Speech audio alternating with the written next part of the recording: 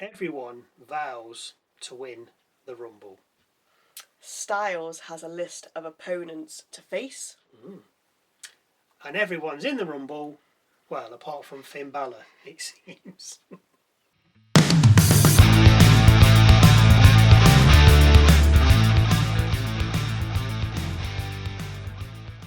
Hello, welcome to Wrestle MSX. I'm Michael. I'm Sally. Cody Rhodes kicks things off and doesn't say a great deal. He mentions Drew, Sami Zayn, Jacob Fatu, and then comments on how hard it'd be to win the Rumble for a third time. This is then greeted, surprisingly, with boos. Rhodes then mentions CM Punk, but before he can waffle on, Randy Orton heads out. Orton says he knows a desperate Cody Rhodes is dangerous, but nothing's more dangerous than a Viper chasing title number 15, and will throw Cody over the top rope if needs be. Orton then reminds Rhodes that he's not the only one that's won the Rumble twice. No, he's not, as HBK has as well. The pair are then interrupted by Jey Uso. We have a double helping of yeeting before Jey says he's going to go back to back and win the Rumble. Did you know that Shawn Michaels actually went back to back in winning Royal Rumbles? Anyway, he says he's going to win and then walk into WrestleMania and walk out as champion. He is then interrupted by Sami Zayn. Zayn speaks Arabic to the crowd and then reminds us that he's never beaten Drew McIntyre. Zayn then tells the other three that if they win the Rumble, it's not going to be Drew on the other side, it's going to be him. He's then cut off by Paul Heyman and The Vision. And I think we can see where this is going. Heyman says Zayn won't beat Drew tomorrow and the others won't win the Rumble because, of course, it'll be Bron Breakker. Orton then tells Heyman to be quiet in no uncertain terms, with the Viper then telling the Vision to bring it. Not quite that, but you get the gist.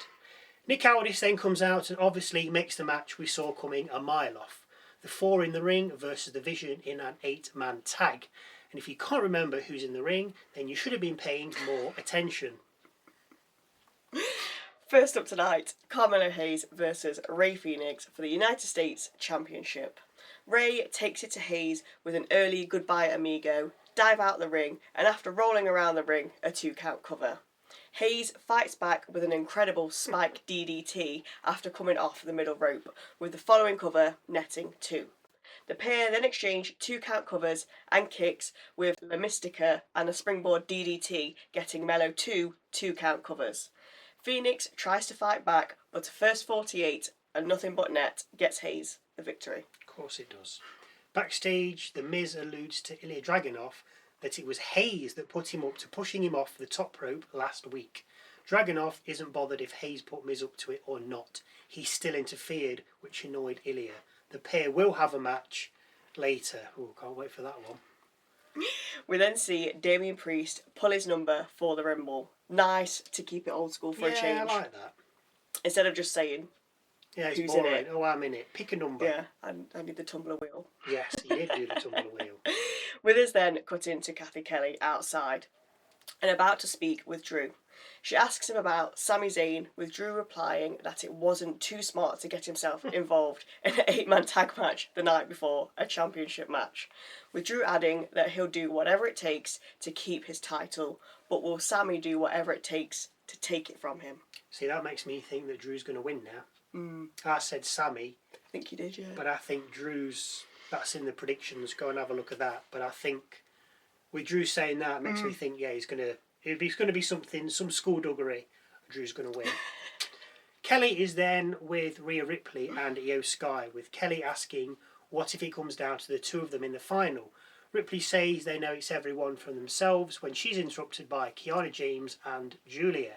Julia and Sky have a tete-a-tete in Japanese, with James adding it won't come down to those two in the Rumble and that they're going to win the tag titles. Nia Jax and Lash Legend then appear, and guess what Jax says? They're in the Rumble, and they don't stand a chance, as in the other women. Lash then adds that whoever walks out as tag team champs, they got the winner. The six then argue as we head back to the ring. Charlotte Flair and Alexa Bliss head out next. Wait. Are they going to tell us that they're going to win the Rumble? With Flair saying she's going to win the Rumble. Shock horror. Bliss then says she's going to win the Rumble, Wow. with the pair then having a bit of friendly banter in the middle of the ring Bit of bounce. about throwing each other over the top rope. The pair are then interrupted by the Judgment Day, Oh, I wonder what they're going to say. with Liv saying one of them is going to win. Oh, who'd have thunk it? Flair, like Orton, tells them to bring it, with the three amigos then heading towards the ring. I didn't know they were Mexican. Liv then stops and says they're not having a match the night before the Rumble, with Nick Aldis then heading out. He's busy tonight.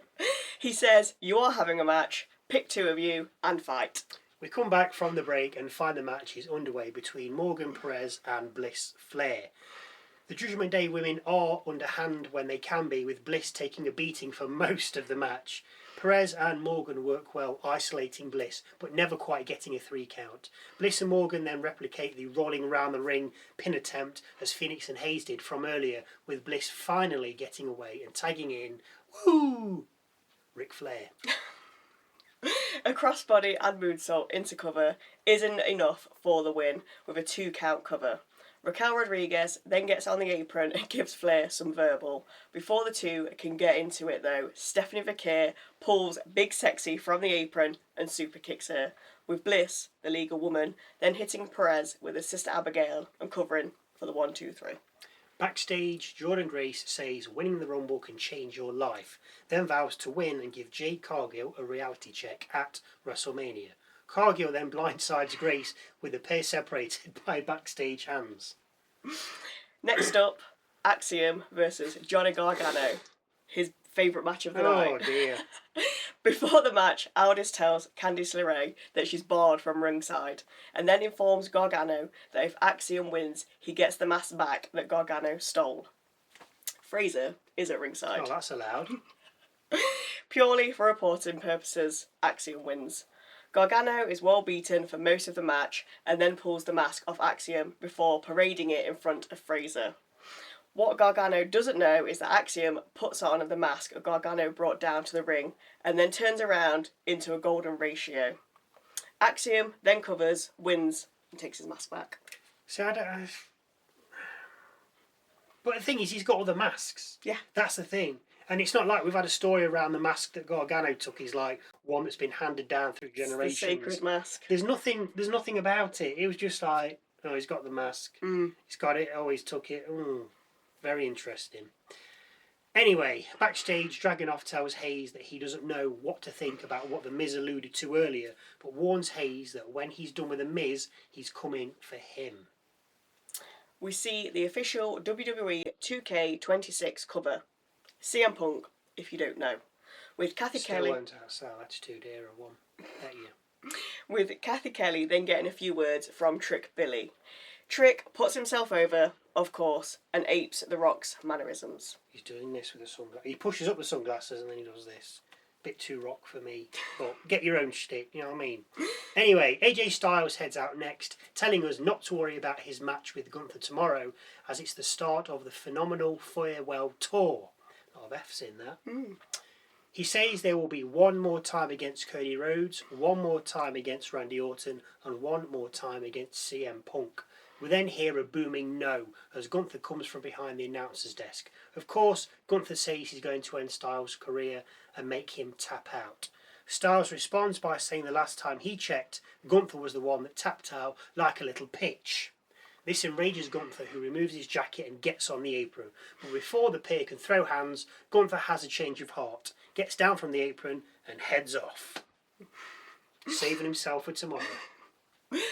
Backstage, Tama and Shinsuke exchange words, with Tama asking what happened to him. He used to be the king of strong style, and maybe it's time he followed Styles on the way out.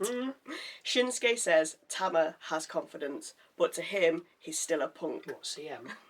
Shinsuke then speaks in Japanese and says something about next week, so I'm assuming they'll be fighting next week? Yeah. Next out, The Miz versus Ilja Dragunov. Miz puts up a valiant fight and even gets in a 2-count cover, but ultimately Dragunov picks up the victory with a torpedo Moscow and of course a H-bomb. We'll hear from Solo Sikoa next, saying he took everything away from Bo, like he said he would, and then adds that the tag titles aren't for him, they're for his family. He then says he's going to win the Royal Rumble. Oof. His vignette blends into Howdy's response, with Bo saying that Solo thinks he's won, but he hasn't, adding that the tag titles and the lantern will come back home. Didn't he say that before? Probably.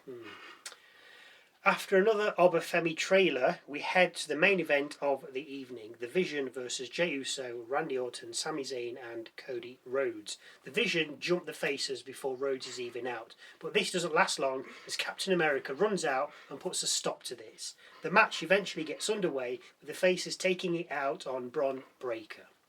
Cody then suffers for what seems like an age at the hands of the Vision. I'm sure he went through 2 adverts and he's still getting beaten. With Orton finally coming in. He goes vintage on Theory with a draping DDT and readies an RKO, but is blindsided by Paul, who attacks from behind. We then get a reminder of how you get eliminated from the Royal Rumble, as everyone has a go at throwing someone else over the top rope. That's how it works. With us then getting the RKO we were promised moments ago by Orton on Theory. The cover only gets 2 as Paul breaks it. We have a few more finishers thrown in, with Zayn then hitting a tornado DDT on Reed and readying a haluva kick. Only as Zayn backs up into the corner, he's dragged from the ring by Drew McIntyre. This, of course, ends the match, with Drew then throwing Zayn back into the ring. McIntyre then readies himself to hit Zayn with the belt, but Fatu's music then plays out. Drew looks up the rampway, but of course, Fatu attacks from behind, with the pair then going out the ring. Cody joins them and throws Fatu into the ring post, with Drew then attacking Rhodes, the pair getting in the ring and McIntyre readying a claymore. Before he can deliver though, Zayn gets back in the ring and hits Drew with a haluva kick. He then goes to pick up the belt, but Rhodes has the same idea. With the pair picking it up at the same time, they then get speared by Bron Breakker, with SmackDown then going off the air. I think it would have been more interesting. I thought if it was Orton and Zayn picking up the title. Yeah? Because, like, Cody, you've just had it. Come Yeah. on. Whereas Orton wants it. Yeah. He says he's dangerous, so it should have been him. Yeah, I like that. Because it doesn't really matter.